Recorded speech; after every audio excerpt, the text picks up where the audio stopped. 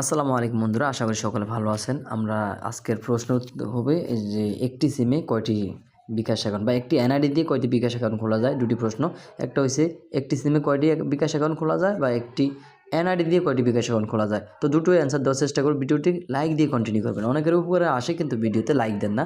তো এইখানে আমরা কি করব, তো প্রথম বলছি একটি এনআইডি দিয়ে আপনার একাধিক বিকাশ অ্যাকাউন্ট খোলা যায় কিনা বা 2টা 3টা খোলা যায় কিনা। আসলে একটি এনআইডি দিয়ে কিন্তু একটি পার্সোনাল অ্যাকাউন্ট খোলা যায়। কিন্তু আপনি একটি এনআইডি দিয়ে একটি পার্সোনাল অ্যাকাউন্ট, একটি এজেন্ট অ্যাকাউন্ট যারা ব্যবসার ক্ষেত্রে ব্যবসা কাজে লাগায়, ঠিক আছে, সেবা মানে ক্যাশ ইন ক্যাশ আউট করি, তো সেটা এজেন্ট অ্যাকাউন্ট, ব্যবসায়ী যে সিমগুলো মানে ব্যবসায়ী যে এজেন্ট অ্যাকাউন্টগুলো।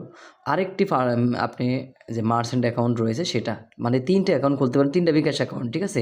কিন্তু পার্সোনাল অ্যাকাউন্ট কিন্তু একটি খুলতে পারবেন। যেমন আপনার নিজের একটি পার্সোনাল অ্যাকাউন্ট রয়েছে বিকাশের এবং আপনি চাচ্ছেন অন্য কাউকে আরেকটি এনআইডি, আপনার সেম এনআইডি দিয়ে আরেকটি অ্যাকাউন্ট খুলে দিতে, এটা সম্ভব নয়, এটা বর্তমানে এটা করা সম্ভব নয়, ঠিক আছে। শুধু আপনি এই 3টা অ্যাকাউন্টই খুলতে পারবেন। একটা পার্সোনাল অ্যাকাউন্ট কিন্তু একটাই খুলতে পারবেন, আর একটা ব্যবসায়ের জন্য এজেন্ট অ্যাকাউন্ট, আর একটি মার্চেন্ট অ্যাকাউন্ট, ঠিক আছে। এই 3টা কিন্তু আপনি বিকাশ দিয়ে আপনার একটি এনআইডি দিয়ে বিকাশ খুলতে পারবেন। তো আবার একটি সিমে কিন্তু আপনি যে অনেকেরই প্রশ্ন যে আমি একটি সিমে কিন্তু যে একাধিক যে বিকাশ, রকেট, নগদ অ্যাকাউন্ট কিন্তু আমি খুলতে পারবো কিনা। তো সেক্ষেত্রে হইছে আপনি অবশ্যই 3টি অ্যাকাউন্ট, প্রত্যেকটা মোবাইল ব্যাংকিং কিন্তু একটি করে খুলতে পারবেন একটি সিমে, ঠিক আছে। বা একটি এনআইডি দিয়ে কিন্তু আপনি প্রত্যেকটা অ্যাকাউন্ট খুলতে পারবেন। যেমন একটি এনআইডি দিয়ে আপনি একটি নগদ, একটি উপায়, একটি বিকাশ অ্যাকাউন্ট বা একটি রকেট অ্যাকাউন্ট, মানে কোথায় 4টা হয় না, 4টাই কিন্তু একটি এনআইডি দিয়ে খুলতে পারবেন এবং 4টা অ্যাকাউন্ট কিন্তু একটি সিমেই খুলতে পারবেন, ঠিক আছে।